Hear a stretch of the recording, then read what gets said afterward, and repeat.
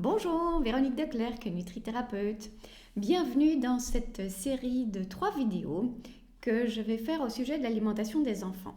Alors, je ne vais pas vous parler de ce qu'il faut mettre dans leur assiette, j'ai plutôt envie d'aborder ce sujet de l'angle de comment est-ce qu'on y arrive. Alors, parce que j'ai envie de dire les connaissances de base de qu'est-ce qui est sain, qu'est-ce qui n'est pas sain, vous les avez. Mais souvent, le challenge avec les enfants, c'est pas tellement de savoir ce qui est bon ou pas bon, ou en tout cas dans les grandes lignes, mais c'est plutôt d'arriver à leur faire manger et de préférence même de leur faire aimer les bonnes choses. Et donc c'est vraiment dans cette optique-là que je vous ai préparé ces 3 vidéos qui sont en fait aussi un extrait de ce que j'ai pu vivre en tant que maman avec mes enfants. Alors un de mes 2 enfants était ce qu'on appelle un mangeur difficile, donc je suis passée par là. Je pense que comme vous, on a un peu tout essayé, les méthodes gentilles, les méthodes plus sévères, enfin voilà, tout y passe. Et puis finalement, dans mon cas, je suis arrivée à débloquer cette situation et arriver vers un enfant qui était moins réticent par rapport aux nouvelles choses, qui mangeait des choses beaucoup plus variées, qui les appréciait, et tout ça se passait dans une ambiance qui était beaucoup plus détendue. Et pour moi, c'est vraiment la clé aussi. Évidemment, c'est un sujet qui revient tous les jours et plusieurs fois par jour, parce qu'il faut bien manger plusieurs fois par jour, et donc ça a tendance à être à chaque fois un sujet de tension ou de crispation, rien qu'à l'idée, on est déjà un peu plus tendu et alors forcément ça se passe pas bien. Donc voilà, c'est vraiment parce que je suis passée par tout ça et que je sais à quel point c'est ce genre de situation qui peut être pesante, que j'ai envie de vous partager quelques pépites, j'ai envie de dire, de mon vécu et puis de ce que j'ai pu partager depuis quelques années avec de nombreux autres parents dans la même situation.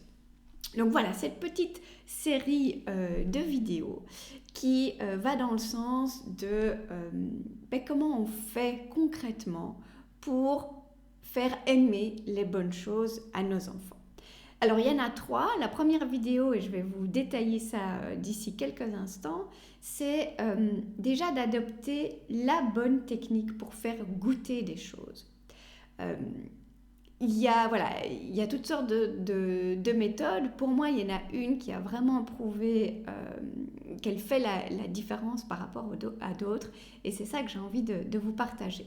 Dans une prochaine vidéo, je vous parlerai aussi du déclic qui a vraiment permis de progresser. Évidemment, alors les efforts qu'on fait sont parfois couronnés de succès, parfois non, parfois c'est une partie qui gagne, parfois c'est une autre partie qui gagne.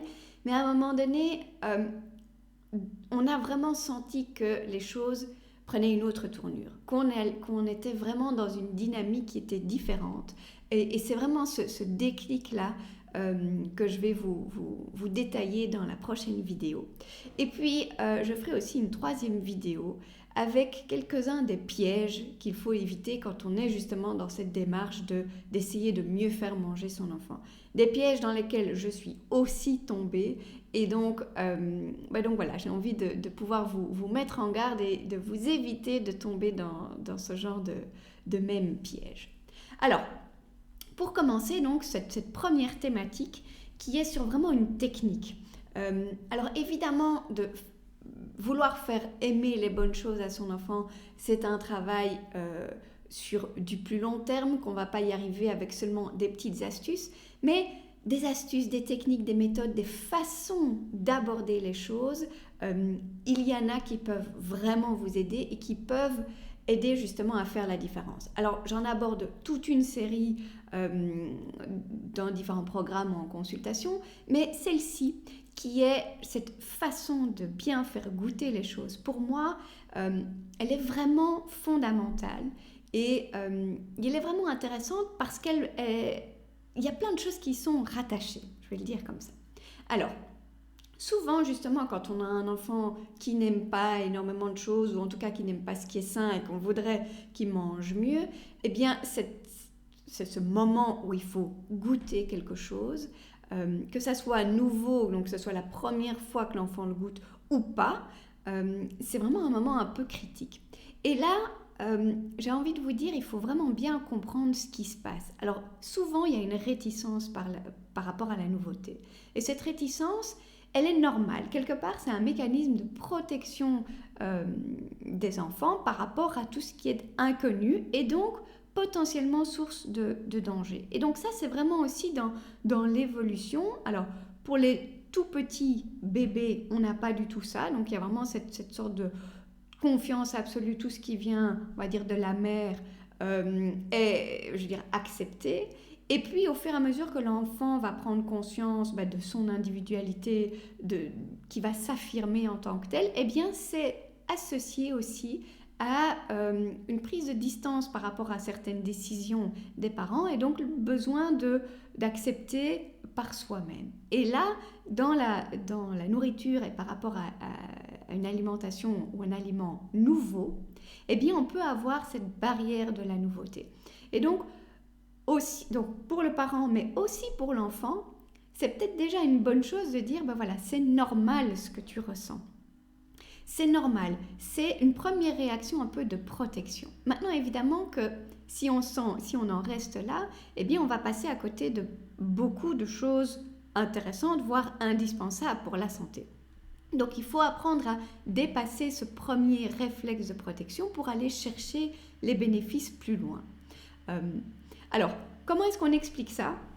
Eh bien, tout simplement, quand on goûte quelque chose de nouveau, la première bouchée va être cette bouchée qui va d'office être attachée à ce mécanisme de protection. Et donc, consciemment ou inconsciemment, la première réaction sera de dire « j'aime pas ». J'aime pas parce que, ok, sécurité, protection. Mais ça, c'est un mécanisme au niveau du cerveau quelque part. Et donc, on peut très bien expliquer aussi à l'enfant qu'on n'a pas envie que ce soit le cerveau qui décide. On a envie que ce soit la bouche, la langue, les papilles. On a envie parce que c'est là que ça se passe au final d'aimer ou de ne pas aimer. Et donc ce qu'on va proposer, c'est systématiquement, quand on goûte quelque chose, de le goûter 2 fois d'affilée, de vraiment prendre 2 bouchées d'affilée.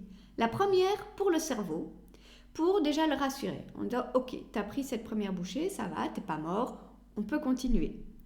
Et là, la deuxième bouchée, on va dire le cerveau, il est apaisé, maintenant c'est au tour des papilles, de la bouche, de vraiment goûter. Et donc ça, c'est vraiment l'explication qu'on peut aussi donner à l'enfant et que c'est pas simplement tu dois goûter 2 fois pour vraiment bien retourner le couteau dans la plaie. Non, c'est pas ça. C'est vraiment pour lui aussi le rassurer en disant c'est normal, la première réaction elle est toujours un petit peu mitigée, mais on veut abaisser cette réticence au niveau du cerveau et laisser l'occasion aux papilles de goûter et de, entre guillemets, donner leur avis. Donc, la clé quand on goûte un nouvel aliment, c'est toujours de goûter 2 bouchées d'affilée. 2 bouchées d'affilée pour avoir l'occasion de réellement se dire « Ok, est-ce que j'aime ou est-ce que je n'aime pas ?» Et si vous annoncez ça aussi d'emblée, eh bien vous éviterez aussi la réaction de « je goûte, je touche les lèvres et je dis déjà que je n'aime pas ». Donc il faut vraiment aussi annoncer le fait que c'est comme ça qu'on goûte, avec l'explication que je viens de vous donner. Et puis, si l'enfant fait ça, après on dit, bon alors, c'est quoi le verdict ? Oui, non, pas trop mauvais, mais j'ai quand même pas envie. Donc, on écoute le résultat. Et en fonction de ça, mon conseil serait de dire, ok, il a rempli sa part du contrat, il a goûté 2 fois, et s'il aime, tant mieux. S'il n'aime pas, c'est ok aussi. Et on va dire, ok, tu ne dois pas terminer toute cette assiette de cet aliment-là. Demain, je ne te le remets pas sur ton assiette de petit déjeuner ou dans ta lunchbox. On te laisse tranquille pendant un petit temps. Mais on annonce déjà dans la foulée que les goûts peuvent évoluer. Donc, que cet aliment qu'il n'aime pas aujourd'hui, et il a fait l'effort, et bravo d'avoir fait l'effort, et on le laisse tranquille avec ça, eh bien, il y a peut-être un autre moment où il l'aimera bien. Et donc, ça veut dire qu'on va continuer à le goûter. Et on va continuer, c'est-à-dire peut-être dans quelques semaines ou un mois et demi, ça dépend un petit peu d'un enfant à l'autre, mais on va représenter le même aliment. Et on va refaire le même exercice, c'est-à-dire goûter 2 fois. Et c'est important que vous annonciez déjà, la première fois, qu'il y aura d'autres fois. Alors, pourquoi c'est important ? Parce que d'une part, l'enfant, il est rassuré. Il a goûté, mais vous lui fichez la paix, vous dites, ok, dans un mois, alors un mois à l'échelle d'un enfant, ça paraît une éternité, donc ok, on est rassuré. Et vous évitez de rester avec voilà, une relation bouclier d'or en disant la prochaine fois, je dirais que j'aime pas. Et voilà, il faut vraiment qu'on puisse apaiser ça. Mais d'un autre côté, vous annoncez la couleur aussi, vous dites, ben, il y aura une prochaine fois. Et à cette prochaine fois, on regoutera de la même façon. Parce que vous, du coup, ça vous évite aussi de vous retrouver la prochaine fois avec le même aliment et votre enfant qui vous dit, ah non maman, mais les brocolis, j'ai déjà goûté, je sais que je n'aime pas. Donc, il sait qu'on va reproduire la même chose et il sait aussi que s'il n'aime toujours pas, eh bien, c'est pas la fin du monde, on lui fichera la paix aussi. Et donc, cette façon vous permettra déjà d'apaiser la relation par rapport à la nouveauté, de représenter plusieurs fois un même aliment. Alors parfois il faut 2 fois pour aimer quelque chose, parfois il faut 10 fois pour aimer quelque chose, et puis parfois c'est juste un aliment qu'on n'aime pas et on ne l'aimera pas. Mais si on reste dans cette dynamique, vous vous gardez des portes ouvertes. Et donc vous vous gardez aussi, vous maintenez dans cette dynamique plutôt constructive que de plus en plus restreinte avec 2 aliments qu'il aime bien manger et tous les autres qu'il a goûté et qu'il n'aime pas et qu'il ne veut plus manger. Donc voilà, pour moi, cette notion de goûter les choses, mais de le faire de la bonne façon, donc 2 fois d'affilée, en expliquant tout ce qui se passe autour, donc pourquoi c'est comme ça, comment est-ce qu'on va faire la prochaine fois. Pour moi, ça, c'est vraiment très important et ça permet vraiment d'avoir quelque chose de systématique. On sait à quoi s'en tenir, tant du point de vue du parent que du point de vue de l'enfant. Et c'est vraiment une étape qui est très importante dans cette démarche dans laquelle vous êtes, de se dire ok, l'alimentation de mes enfants, c'est super important, il faut qu'on progresse, il faut qu'on y fasse quelque chose, mais on va mettre en place petit à petit des choses qui vont nous aider dans cette voie-là. Donc voilà, finalement une longue vidéo, je m'en aperçois pour vous expliquer cette technique de comment est-ce qu'on goûte et comment est-ce qu'on l'explique. Parce que ça peut vraiment faire une différence.